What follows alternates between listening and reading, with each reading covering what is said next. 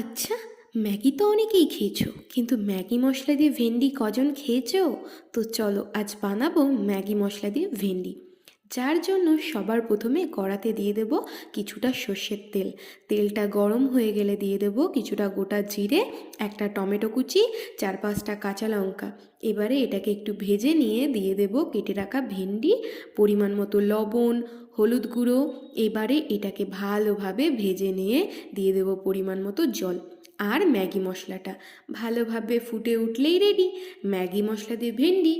ভিডিওটি ভালো লাগলে প্লিজ একটা লাইক কমেন্ট করে দিতে ভুলে যেও না কিন্তু।